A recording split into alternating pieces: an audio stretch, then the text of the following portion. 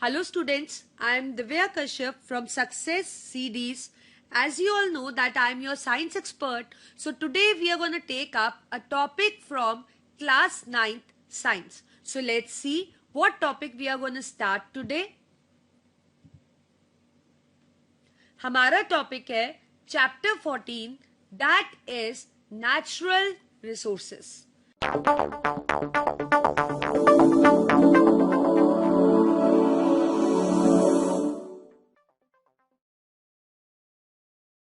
आपको पता है कि हमारे अर्थ पे बहुत से ऐसे रिसोर्सेज हैं जिनको हम यूज करते हैं और उनसे हमारा जो काम है वो काफी आप कह सकते हो कंफर्टेबली हो जाता है.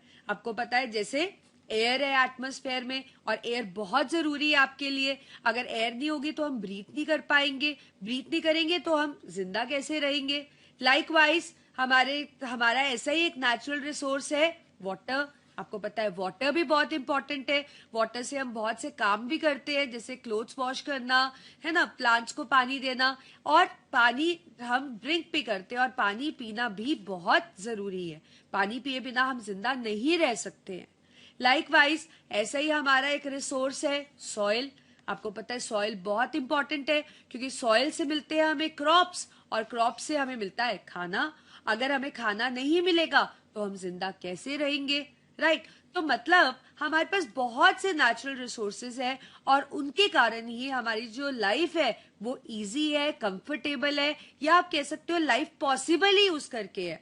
तो हम इस चैप्टर में उन नेचुरल रिसोर्सेज के बारे में पढ़ेंगे, वो हमें कैसे यूजफुल है, वो कहाँ अवेलेबल है, और मतलब हमारी कौन सी एक्टिविटीज है जो उनको खराब कर सकती है, और किस तरह से हमें नेचुरल रिसोर्सेज का वाइज यूज करना चाहिए. तो इस चैप्टर में हम ये चीजें सब कवर करेंगे.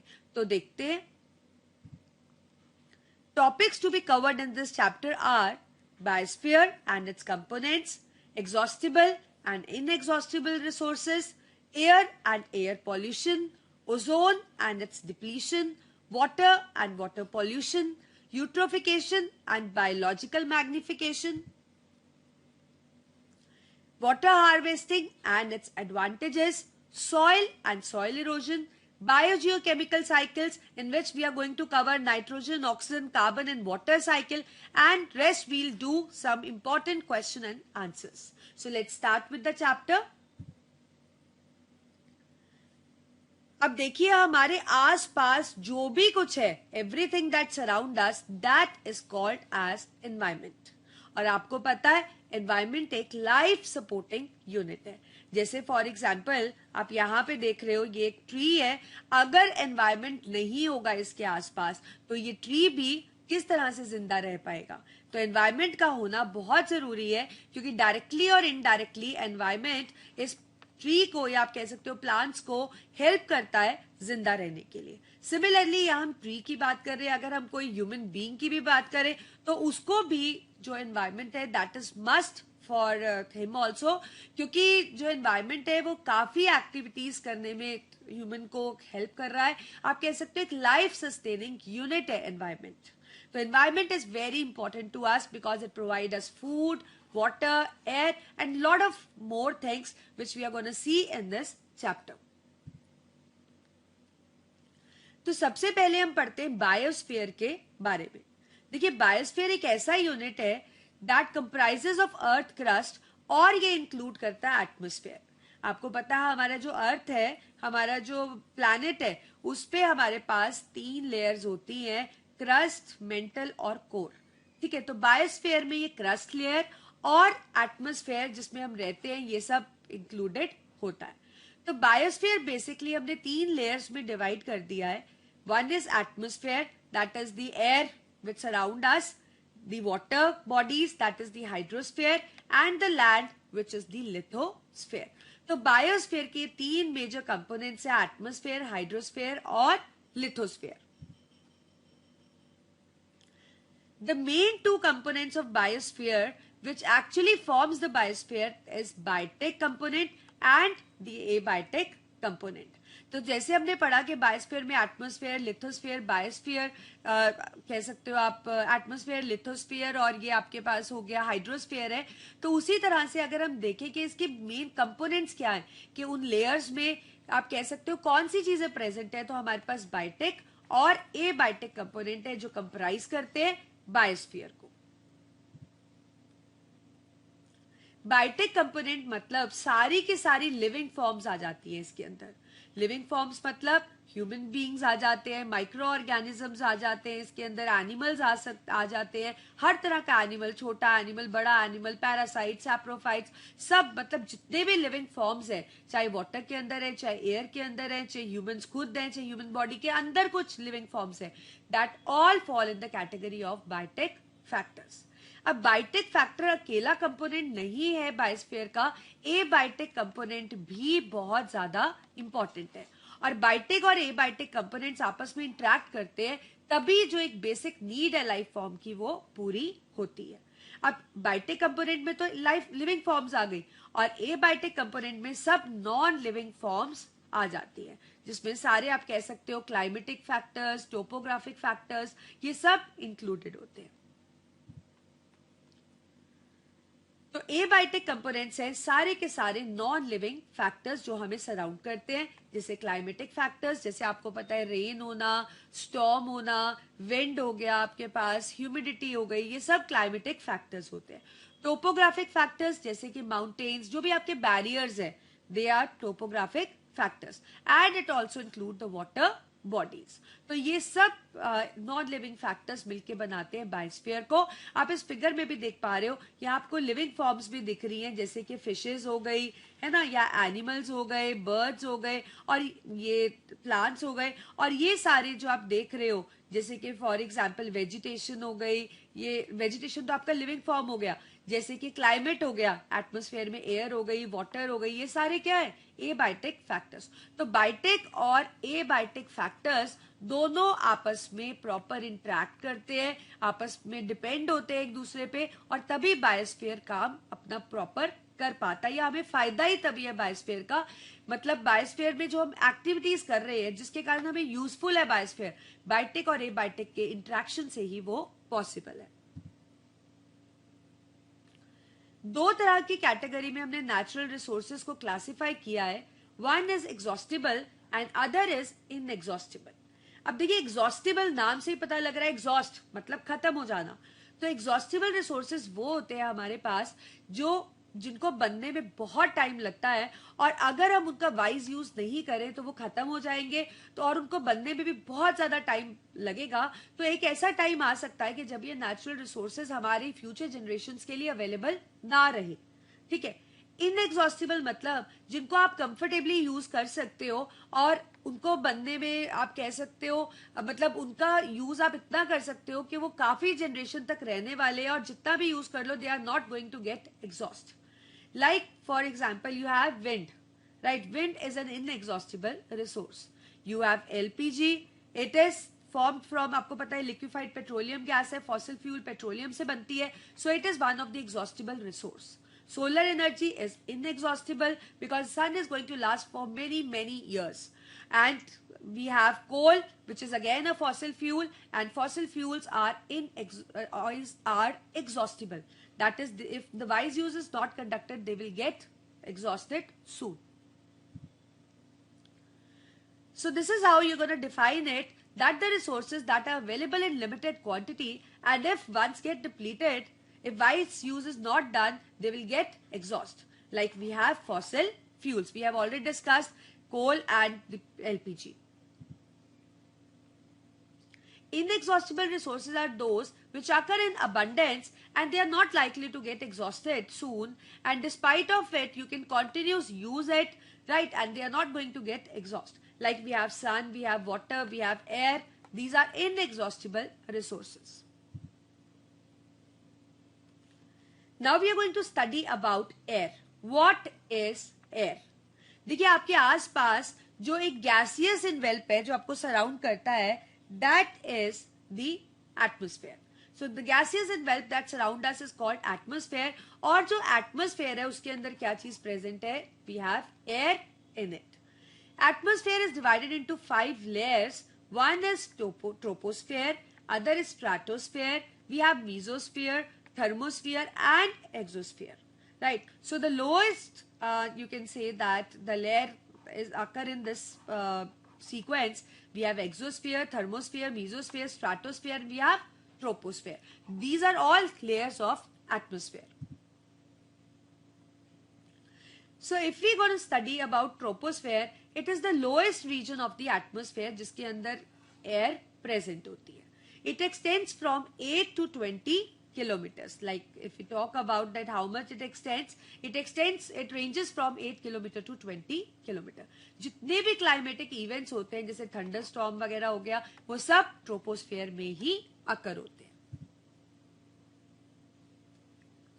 And like as you know that the troposphere consists of air. So if we talk about the composition of air, it contains nitrogen 78%, oxygen 21%, carbon dioxide 0.03%, and water vapor is also there. We have suspended dust particles, or you can say suspended particulate matter also.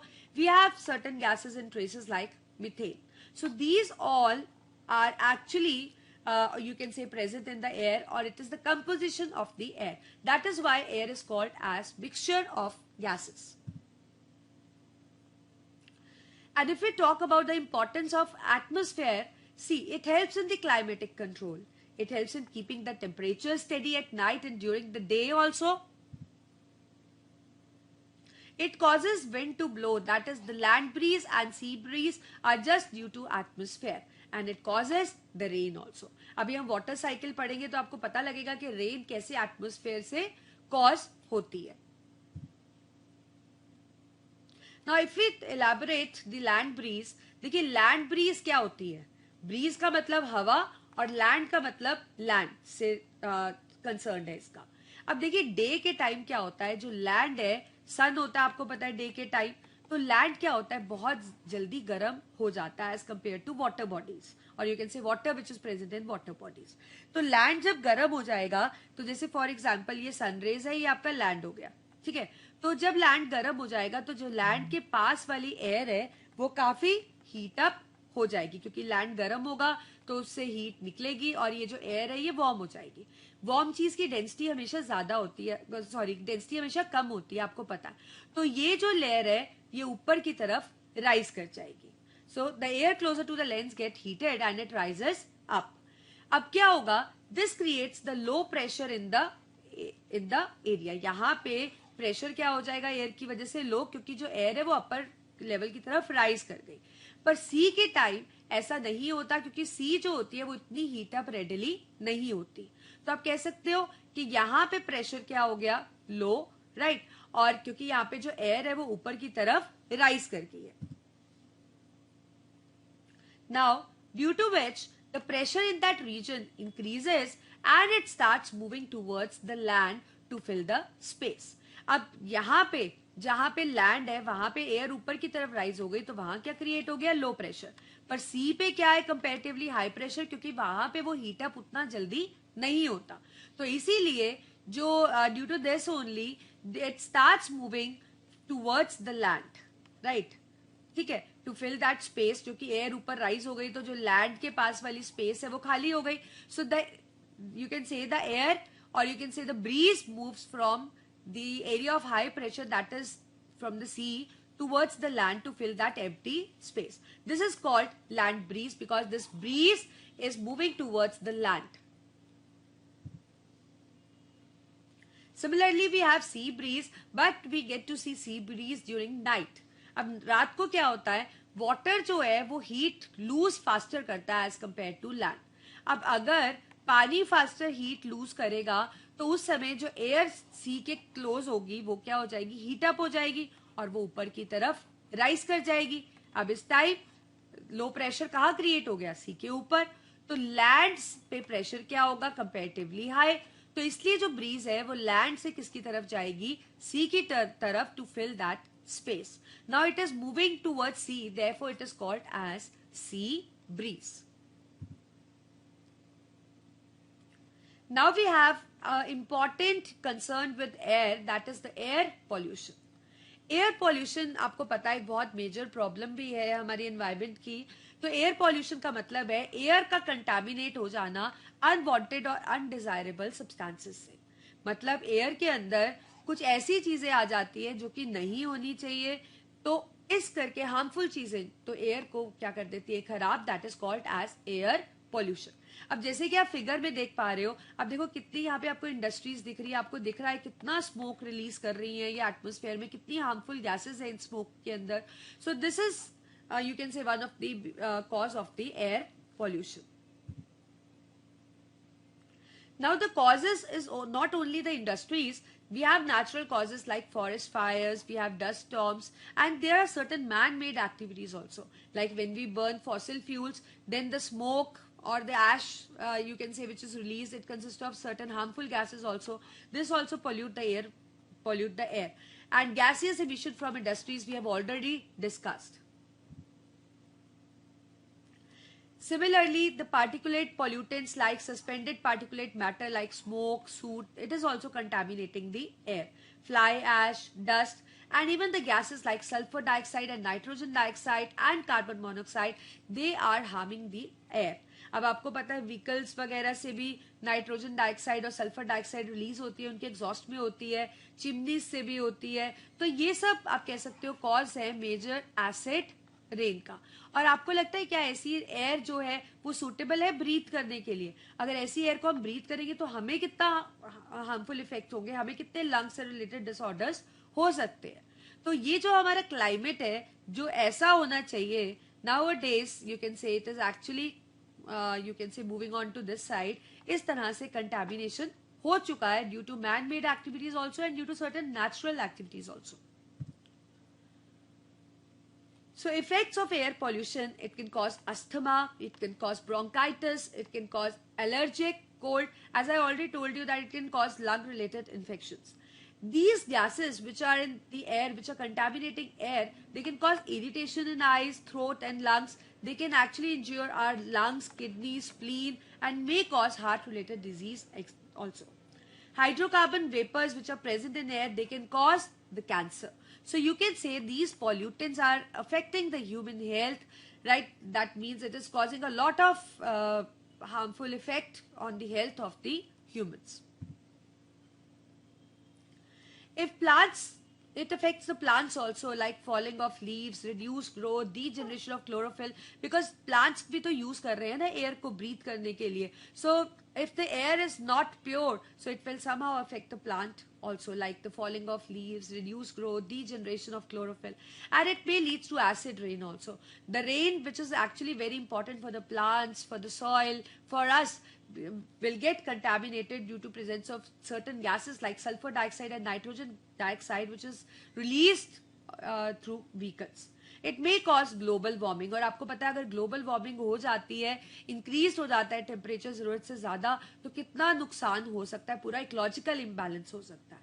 And it is causing depletion of ozone layer as well. So there are a lot of harmful effects which are actually arising due to air pollution, and one of the harmful effect is the ozone depletion. So first we'll study that what is ozone. Ozone is basically O3. Ozone is basically O3. That is 3 atoms of oxygen are combined to form one molecule which is ozone, that is O3.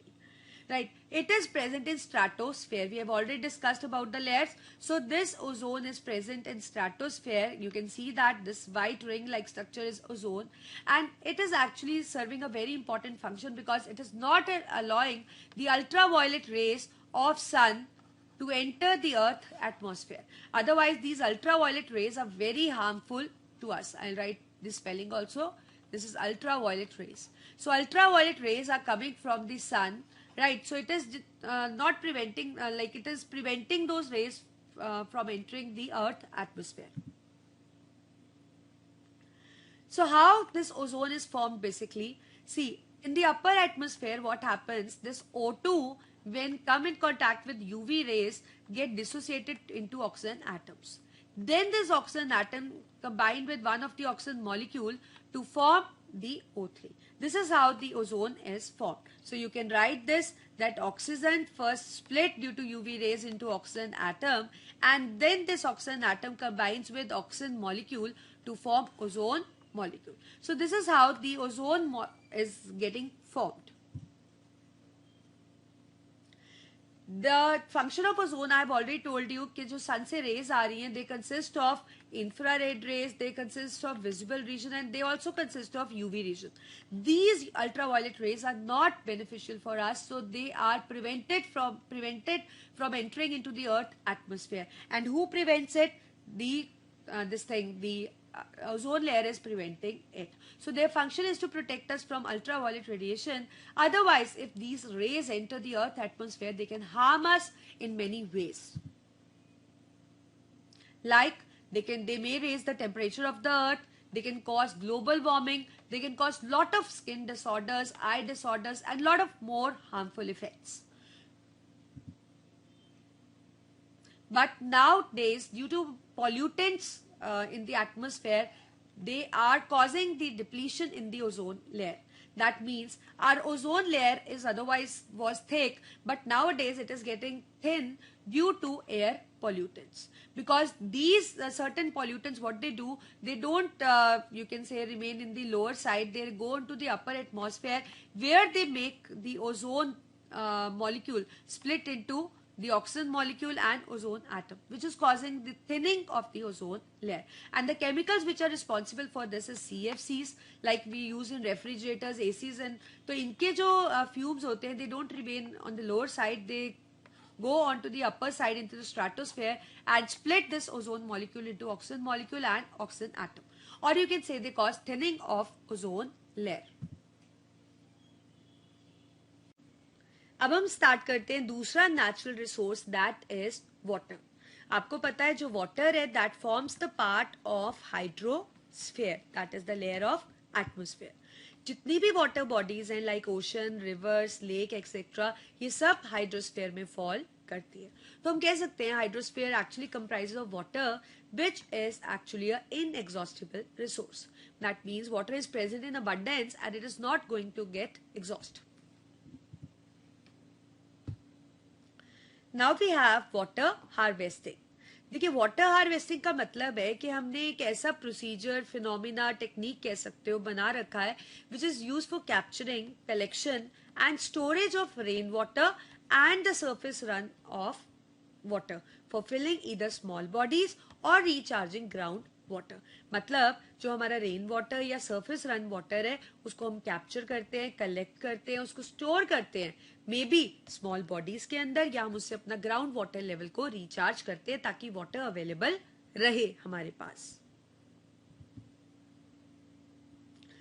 फायदा होता है water harvesting का कि इससे पानी available रहता है through out, right. तभी हमने बोला water is an inexhaustible resource. It also reduces the chances of flooding during rainy season.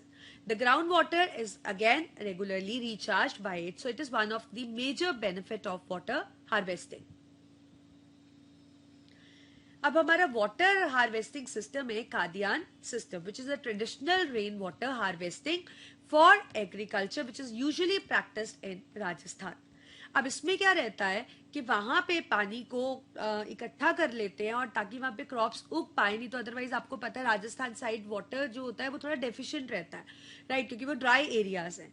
तो इसके लिए कादियान सिस्टम में हम क्या करते हैं, for it consist of very long earthen embankments down the slope of catchment areas. See this is a catchment area, आप देख रहे हो ये स्लोप है, ठीक है, और यहाँ पे मोस्टली क्रॉप्स उगाए जाते हैं इस जगह पे, और ये एक earthen embankment बना दी जाती है जिसको हम कादियान बांध भी कह सकते हैं, right.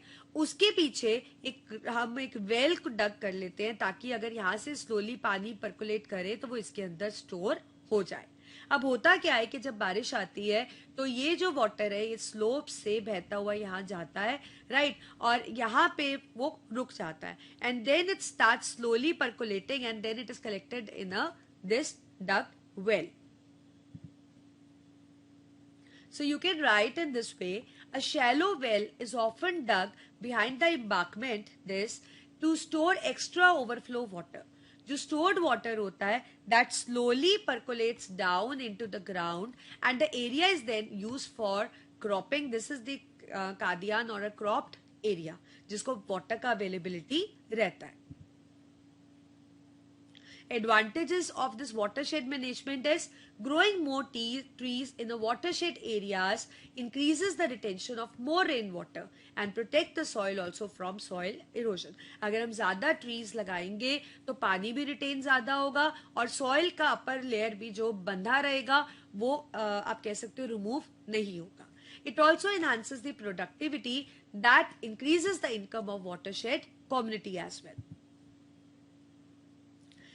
It reduces the drought condition and the flood condition, and it increases the life of downstream dam and reservoirs because of less silting. But again, certain activities is you can say causing a threat to water, a kind of water pollution which is again a cause of ecological imbalance. So it is the contamination of water bodies by harmful and undesirable substances. आपको पता है पानी के अंदर सिर्फ पानी रहना चाहिए और उसका pH पानी का क्या होता है, न्यूट्रल होता है, पानी 7 pH 7 होता है. पर वाटर में ये जो चीजें हम डंप करते रहते हैं, केमिकल्स, कुछ फर्टिलाइजर्स, कुछ गार्बेज, ये सब जो हम थ्रो करते रहते हैं उससे जो पानी है वो कंटेमिनेट हो जाता है, वो प्योर नहीं रहता, उसका पीएच जो है वो 7 नहीं रहता, that is it no longer remains neutral. अब वाटर पॉल्यूटेंट्स जैसे कि हीट और ऑयल स्पिल्स, केमिकल पॉल्यूटेंट्स जैसे कि डिटर्जेंट्स, फर्टिलाइजर और पेस्टिसाइड्स का डिस्पोजल कर देते हैं हम पानी में.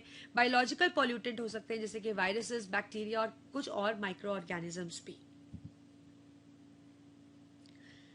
तो मेन कारण है वाटर पॉल्यूशन का सीवेज का डिस्पोजल, इंडस्ट्रियल वेस्ट का डिस्पोजल पानी के अंदर, सोप्स एंड डिटर्जेंट्स का डिस्पोजल, पेट्रोलियम और ऑयल का डिस्पोजल. और इन चीजों से आप देखिए पानी किस तरह से कितनी बुरी हालत में आप देख पा रहे हो कि हो जाता है. नहीं तो अदरवाइज जो हमारा प्योर वाटर होता है और जो कंटामिनेटेड वाटर है, आप देखो कि क्या इस वाटर को आप यूज कर सकते हो किसी एक्टिविटी के? बिल्कुल भी नहीं कर सकते. So the harmful effects of water pollution, it causes many water related diseases in humans like typhoid, cholera, jaundice, right? It causes ecological imbalance, it causes a water bloom which leads to eutrophication, this we are going to discuss further, and it may cause the change in temperature as well. It may lead to biological magnification, again we will discuss this in detail, and it may cause decomposition of organic matter. देखिए eutrophication क्या होता है, जो कि main कारण हमने कहा कि वाटर पॉल्यूशन से होता है ये. अब आप अगर बहुत ज्यादा केमिकल्स को वाटर बॉडीज के अंदर डिस्पोज करेंगे इस तरह से, तो वाटर बॉडीज में बहुत ज्यादा एल्गी की ग्रोथ हो जाएगी, जैसे कि आप देख भी पा रहे हो. अब ज्यादा एल्गी की ग्रोथ होने को हम क्या बोलते हैं, कंडीशन को क्या बोलते हैं, वाटर ब्लूम. अब अगर वाटर ब्लूम हो जाएगा, एल्गी की ज्यादा ग्रोथ हो जाएगी, तो एल्गी पानी की डिसॉल्व्ड ऑक्सीजन लेने लगेगी. अब अगर एल्गी पानी की डिसॉल्व्ड ऑक्सीजन लेने लगेगी तो ऑक्सीजन का कंटेंट पानी के अंदर कम हो जाएगा और उस कारण एक्वेटिक लाइफ डिसअपियर होनी शुरू हो जाएगी. This is called as eutrophication. ऐसे ही हमारे पास एक कॉज है बायोलॉजिकल मैग्निफिकेशन भी. अब बायोलॉजिकल मैग्निफिकेशन क्या होता है कि अगर कोई हार्मफुल केमिकल, आपको पता है जैसे आप बहुत ज्यादा केमिकल्स का स्प्रे करते हैं प्लांट्स वगैरह पे ताकि प्लांट्स को डिजीज ना हो या अर्ली मैच्योरेशन हो जाए प्लांट्स वेजिटेबल्स वगैरह की, तो उससे क्या होता है कि जो पेस्टिसाइड्स है या कुछ भी केमिकल्स है, आपको पता है इसको एक हर्बीवोर खाएगा, हर्बीवोर को कार्निवोर खाएगा, इस तरह से हमारी फूड चेन लिंक्ड होती है, पता आपको. तो ऐसा नहीं है कि जो हार्मफुल केमिकल है उसका जैसे कि एनर्जी ट्रांसफर होता है फूड चेन में, जैसे आप देखो यहाँ से एनर्जी कम जा रही है, इसमें और कम जा रही है, तो ऐसा नहीं है कि भी जो पॉइजनस चीज इस लेवल पे होगी वो भी आगे ट्रांसफर कम होगी, ऐसा नहीं होता. पॉइजनस चीज का लेवल हर लेवल पे बढ़ता जाता है और मैक्सिमम सफरर कौन सा होता है, जो कि लास्ट वाला ऑर्गेनिज्म होता है फूड चेन का. तो आप कह सकते हो बायोलॉजिकल मैग्निफिकेशन का मतलब है किसी हार्मफुल सब्सटेंस की कंसंट्रेशन बढ़ते रहना ट्रॉफिक लेवल्स पे, और ऐसी कंडीशन में जो लास्ट वाला जो ऑर्गेनिज्म होता है वो सबसे ज्यादा सफर करता है.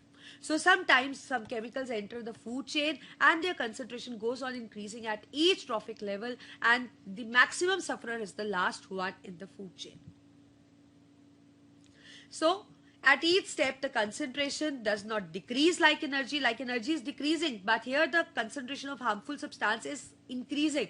So maximum sufferer is going to be the last organism. Like in this, the last organism is the lion. So lion is going to be this, you can say, the maximum sufferer in this if the biological magnification is taking place, or you can say if some harmful substance enter into the food chain. Now we have another natural resource, that is soil. You know that soil is a part of earth और उसके अंदर बहुत से टूटे हुए rocks होते हैं, organic matter मतलब plants and animals का waste, ये सब चीज रहती है soil के अंदर. Soil is very important क्योंकि आपको पता है plants soil के अंदर grow कर रहे हैं, plants है तो हमें food मिल रहा है, food है तो हम जिंदा रह सकते हैं, we can live, right? So soil is very important. But the question is that how the soil is formed. See, soil is formed by the process which is called as weathering of rocks. Weathering of rocks मतलब किसी भी कुछ factors होते हैं जिसके कारण जो बड़े बड़े rocks हैं that breaks them into smaller rocks and finally into such smaller parts कि वो soil बना देते हैं. अब the factors which are responsible for the weathering of rocks is many, like we have the temperature, we have the temperature, we have the wind, we have the water. So there are many you can say factors. तो वो actually क्या करते हैं, वो इनके अंदर cracks appear कर देते हैं. और ये जो cracks है, क्योंकि जो rocks है वो आप कह सकते हो contract तो नहीं कर सकते ना, expand तो contraction expansion नहीं होता उनके अंदर. तो अगर किसी भी कारण उनके अंदर crack appear होता है या कभी वो contract या expand होते हैं तो उससे crack आ जाएगा. और crack से finally क्या होगा, वो smaller rocks में टूट जाएंगे और finally ये चीजें इतना repeatedly होती रहती है कि they form the soil. So we can say that there are many factors which are responsible for it, like the physical factors like temperature, wind, rainwater, water-like substances, they seep inside the rock, right, and they cause cracks in them. And cracks, I have already told you, leads to the breaking of rocks, the bigger into the smaller and finally into the soil. Other factors like biological factors, that is the lichens and all, they grow inside the rocks, and what happen when they grow inside the rocks, they secrete certain acids. ये जो acids होते हैं ये rock के अंदर penetrate करके उसको degrade कर देते हैं. मतलब आप एक तो पहले अपनी roots penetrate कर लेते हैं, उससे भी cracks आ गए, दूसरा ये acid secrete कर रहे हैं, उससे भी rocks degrade हो रहे हैं. So this causes the weathering of rocks. Now we have a soil profile. Now when the soil is formed, soil is not of same kind of particles. It consists of different layers, like different particles which are making the different layers of the soil. So the soil is divided into different layers. We have A horizon, we have B horizon, we have C horizon and we have O horizon as well. So let's study about it. तो अगर A horizon की हम बात करें, जो A horizon है हमारा top soil है which is rich in the organic matter, that is the humus. जो प्लांट्स की रूट्स होती है वो इसी ए हॉरिजॉन तक ही सिर्फ पेनिट्रेट करती. Next we have B horizon. B horizon के अंदर रहते हैं सारे के सारे मिनरल्स जो कि आपको पता है सॉइल के अंदर प्रेजेंट होते हैं और प्लांट भी लेता है, यूटिलाइज करता है उसको फॉर ग्रोथ. और सी हॉरिजॉन में हमारे पास रहता है अनकंसोलिडेटेड पेरेंट मटेरियल, मतलब बहुत ही बड़े साइज, मतलब आप कह सकते हो उतने बड़े नहीं पर हाँ रॉक्स उसके अंदर रहते हैं. तो सी और डी आप कह सकते हो एक हमारा ऐसा पार्ट है जिसके अंदर रॉक्स ही हैं, बस साइज का उनका रॉक्स का फर्क है. जो हमारा लास्ट हॉरिजॉन है उसमें बहुत ज्यादा बड़े रॉक्स है, जो सी हॉरिजॉन है उसमें कंपैरेटिवली कम रॉक्स है. अब सॉइल के अंदर जो पार्टिकल्स है, जो रॉक के पार्टिकल्स हैं वो चार तरह के होते हैं depending upon their size, look and texture. हमारे पास ग्रेवल भी होते हैं, मतलब इस तरह के. We have sand particle also, देखो कितने स्मॉल है साइज में. We have the silt particle also like this, so small. We have a clay particles as well. So we have different types of particles in the soil. If we talk about gravel, जो gravel होते हैं they are very large in size and then can be easily picked by hand. Particle size जो gravel का रहता है वो 2 mm इन diameter से बड़ा रहता है. सैंड पार्टिकल कंपैरेटिवली छोटा है, that is course in touch and have particle size ranging from 0.05 mm to 2 mm and they can be seen with naked eye also. जो हमारे पास सिल्ट है, their particle size is small, that is 0.05 to 0.05 mm and clay particle की आप बात करो तो वो सबसे छोटा सॉइल का पार्टिकल है जिसका साइज बहुत बहुत छोटा है and it is hardly visible to us. So depending upon that, we have different types of soil. We have sandy soil, we have loamy soil, we have clay soil. Sandy soil is a soil which contains large amount of sand particles and but very small amount of silt and clay. But you can say the main disadvantage of this soil is it cannot hold much water. But sometimes it is of an advantage also. Another soil, we have a clay soil, as you can see in the figure. It consists of clay particles and a small quantity of humus and silt. It can hold much water but cannot trap air. ये air को hold करके नहीं रख सकता पर पानी को hold कर सकता है. Third, we have loamy layer. You can see which is dark in color. It consists of silt, sand and humus. It has a good water holding capacity और इसमें roots को properly air मिलती है because it can trap air. It can actually help in the ventilation. It has a small pores which help in the ventilation, proper ventilation. The main threat to the soil is the soil erosion. मतलब किसी भी factor से जो ऊपर वाली soil की layer है हमारे पास जो कि सबसे फर्टाइल होती है उसका रिमूवल किसी भी फैक्टर जैसे कि wind, water etcetera. So soil erosion is the removal of top layer of soil by wind, water, etc.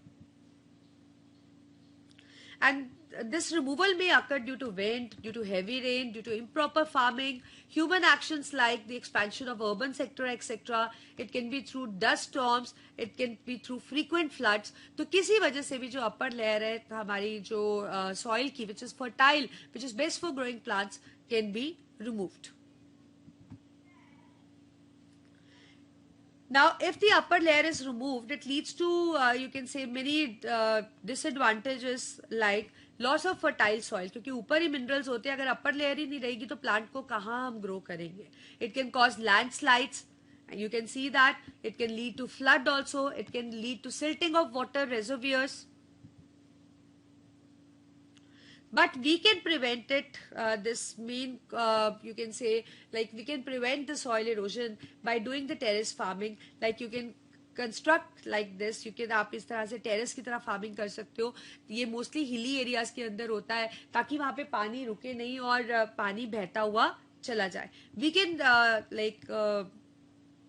put the wind breakers ताकि बहुत ज़्यादा speed से अगर wind आए तो upper layer हमारी removed नहीं हो.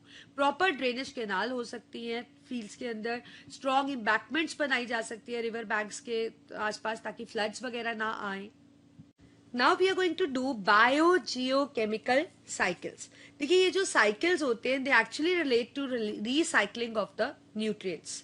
मतलब आपको पता है कि जो न्यूट्रिएंट्स है वो एक साइक्लिक फॉर्म में बायोटिक और एबायोटिक फैक्टर्स के बीच में घूमते रहते हैं तभी जो न्यूट्रिएंट का कंटेंट है उसके न्यूट्रिएंट पूल में वो कांस्टेंट रहता है. So biogeochemical cycle is the recycling of nutrients through living and non living components of biosphere. As we know we have producers, we have consumers, we have decomposers. तो ये जो चीजें हैं ये एक साइक्लिक फॉर्म में न्यूट्रिएंट्स को cycle करते रहते हैं एंड अल्टीमेटली जो न्यूट्रिएंट पूल है उसके अंदर जो न्यूट्रिएंट्स है उनका कंटेंट कांस्टेंट रहता है. तो सबसे पहले हम पढ़ते हैं water cycle, that how the content of water is maintained. आपको पता है कि सन शाइन करता है ना, सन डेली निकलता है, आपको पता है. अब सन की रेस से क्या होता है, जो वाटर बॉडीज है उनका पानी इवेपोरेट होने लगता है. मतलब evaporation takes place due to the heat present in the sun rays, right. Similarly आपको पता है जब धूप होती है जो प्लांट होते हैं प्लांट्स के थ्रू भी एक प्रोसेस होता है that is transpiration, loss of water vapour through aerial parts of plant. तो ट्रांसपीरेशन और इवेपोरेशन करके जो पानी है वेपर्स की फॉर्म में जाता रहता है एंड छोटे छोटे वाटर वेपर्स मिलकर इस तरह से क्लाउड्स बना लेते हैं. जब क्लाउड्स में बहुत ज्यादा वाटर रिटेन हो जाता है तो प्रेसिपिटेशन के थ्रू दे गेट जो क्लाउड्स है उनसे जो पानी होता है it falls in the form of rain back to the earth. तो इस तरह से ये वाटर साइकिल है जो कि चलता रहता है और वाटर का कंटेंट मेंटेन्ड रहता है. दूसरा साइकिल है हमारे पास oxygen cycle. So let's see that how the oxygen content और परसेंटेज इज मेंटेन्ड. आपको पता है जो ऑक्सीजन है that is present in atmosphere it is taken by plants and animals to breathe. आपको पता है जो प्लांट्स हैं वो तो रात को लेते हैं, नाइट में ऑक्सीजन लेते हैं, है ना, और डे में तो उनके अंदर फोटोसिंथेसिस होती है. तो आप कह सकते हो, अभी हम यहाँ सिर्फ एनिमल्स को ही कंसिडर कर लेते हैं, तो एटमॉस्फेयर से जो ऑक्सीजन है that enter into the plants because they take up for breathing, and when they breathe they take oxygen and as a result they give out carbon dioxide. This carbon dioxide is taken by all the plants because during daytime they do photosynthesis, तो वो carbon dioxide लेते हैं और oxygen release करते हैं atmosphere में. So this process goes on and the content of oxygen is maintained. ऐसे ही हमारे पास नाइट्रोजन साइकिल है विच इज वेरी इंपॉर्टेंट. अक्सर पेपर में आपको नाइट्रोजन साइकिल पे क्वेश्चन पूछे जाते हैं. अब देखिए एटमोस्फेयर में नाइट्रोजन प्रेजेंट होती है as N2. There are certain class of plants which have actually their roots have the special kind of bacteria that is nitrogen fixing bacteria. Leguminous family के plants होते हैं like peas and all, उनके root के अंदर root nodules में nitrogen fixing bacteria होते हैं, and these bacteria actually can fix this atmospheric nitrogen and convert them into compounds like ammonia. Right. So this process is called as ammonification. That is process of converting the atmospheric nitrogen by nitrogen fixing bacteria into ammonia. So this is nitrogen fixation, the process, and the first step because the ammonia is formed, it is called ammonification. फिर ये जो ammonium होता है by certain bacteria, it gets converted into nitrites in the soil, and in soil these nitrites get converted into nitrates and they are taken up by the plants. The process of converting the atmospheric nitrogen into ammonia is ammonification, but the process of converting ammonia into nitrite or nitrate is called as nitrification. Nitrifying bacteria होता है like nitrosomonas, nitrobacter, they carry out the nitrification. अब ये जो nitrate है ये plant ने ले लिया और प्लांट ने इसको यूज कर लिया. अब प्लांट्स जब डेड होंगे, मरेंगे या किसी भी तरीके से डिकम्पोज होने लगेंगे तो उनके डिकम्पोजिशन से क्या बनेगा? अमोनिया. और फिर से वो अमोनिया नाइट्रेट और नाइट्राइट में कन्वर्ट हो जाएगा और फिर दूसरे प्लांट्स उसको ले लेंगे. अब एक तो साइकिल ये हो गया. अब दूसरा क्या होता है, जो सॉइल के अंदर नाइट्रेट्स है, कुछ बैक्टीरियाज होते हैं लाइक सूडोमोनास, मैं लिख देती हूँ स्पेलिंग, लाइक सूडोमोनास, राइट. ये जो बैक्टीरियाज करते हैं, they are capable of converting this nitrate back into the atmospheric nitrogen and the process is denitrification. इस प्रोसेस को हम क्या बुलाते हैं? डीनाइट्रिफिकेशन. ठीक है, तो डीनाइट्रिफिकेशन भी हो रही है और इनके डिकम्पोज होने से भी अमोनियम बन रहा है. तो इस तरह से एटमॉस्फेरिक नाइट्रोजन का कंटेंट मेंटेन्ड रहता है. So I think you got it. यहाँ पे एक तो नाइट्रोजन फिक्सेशन को आपने याद रखना है कि नाइट्रोजन फिक्सेशन हो रही है. उसके अंदर हमने पढ़ा अमोनिफिकेशन, मतलब जो नाइट्रोजन है, एटमॉस्फेरिक नाइट्रोजन, उसका अमोनिया में कन्वर्ट होना. और फिर उसके अंदर हमने पढ़ा नाइट्रिफिकेशन, मतलब अमोनिया नाइट्राइट और नाइट्रेट में कन्वर्ट हो रही है. और एक हमने पढ़ा डीनाइट्रिफिकेशन, मतलब जो नाइट्रेट है they are converted back into atmospheric nitrogen. अब नाइट्रोजन फिक्सेशन वाले bacteria, for example we have rhizobium which is present in the root nodules of leguminous plants. ऐसे ही हमारे पास अमोनिफिकेशन के भी bacteria, that is the rhizobium only. Nitrification के हमारे पास bacteria है, for example Nitrosomonas, we have nitrobacter. They actually can carry out nitrification. Denitrification का bacteria है हमारे पास Pseudomonas. So these activities are taking place which are actually helping in maintaining this atmospheric nitrogen content. ऐसे ही हमारे पास carbon cycle है. सी carbon appears in atmosphere in the form of carbon dioxide. We know that during photosynthesis the plant take up carbon dioxide from the air, right? And as a byproduct they release oxygen gas, right? अब ये जो carbon dioxide है plants के अंदर चली गई क्योंकि plant सन की प्रेजेंस में फोटोसिंथेसिस कर रहे हैं. अब ये प्लांट जब डिके होगा it will add up a kind of waste product in the soil, right. अब एनिमल इस ऑक्सीजन को यूज करते हैं और एटमॉस्फेयर से भी ऑक्सीजन को यूज करते हैं और एज अ बाय प्रोडक्ट वो रिलीज करते हैं CO2 जो एटमॉस्फेयर में जा रही है. ठीक है, अब ऐसे ही प्लांट्स जब रात को रिस्पायर करेंगे, फोटोसिंथेसिस नहीं होगा, तब वो कौन सी गैस लेते हैं? O2, हमारे जैसे ही रिस्पायर करते हैं और कार्बन डाइऑक्साइड एक्सहेल करते हैं. तो this will also add up carbon dioxide back to the air. Similarly जो इंडस्ट्रियल एमिशन आ रहा है उसके अंदर भी कार्बन डाइऑक्साइड प्रेजेंट है. So this actually helps in maintaining the carbon dioxide content in the air. Now it's the time to start with question and answers. First question is, how is our atmosphere different from atmosphere on Venus and Mars? So if we talk about the atmosphere over Earth, it contains nitrogen and oxygen. But in the atmosphere of Venus and Mars, both the gases are absent. In the atmosphere over Earth, carbon dioxide content is low. But in Venus and Mars, carbon dioxide is the major component. If we talk about the Earth atmosphere, water vapor is there. But over Venus and Mars, water vapor is absent. On Earth, living beings maintains the composition of atmosphere. But on Venus and Mars, living beings are absent and play no role. Another question is, how atmosphere act as a blanket? See, it acts as a bad conductor of heat. It keeps the average temperature steady during the day and even during the whole year. It prevents sudden increase and decrease in temperature. What causes winds? See, winds are caused due to uneven heating of Earth's surface. It is caused due to rotation of Earth and presence of mountain ranges and the difference in heating of land and sea.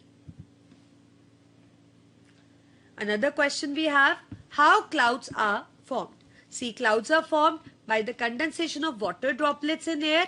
It occurs as large amount of water evaporates and goes into air. This air rises up, it extends and cools. The cooling causes the water vapor in the air to condense in the form of tiny droplets. These water droplets gets bigger and form clouds. Another question we have is, list any 3 human activities that you think should lead to air pollution. Combustion of fossil fuels, industrial pollutants, and release of radioactive substances by nuclear explosions. Why do organisms need water? See, organisms need water for the following reasons. All cellular processes take place in water as a medium. Water is a universal solvent. It helps in transporting substances. It is essential for maintaining the existence of life, and it is the factor that helps in determining the diversity of life. Another question we have, that how can we prevent soil erosion? We can prevent by intensive cropping, by providing proper drainage canals around the fields, by planting more trees and sowing grasses, and it can be prevented also by constructing strong embankments along river banks. Thank you for watching this video, and for more videos, please subscribe to Success CD's Education.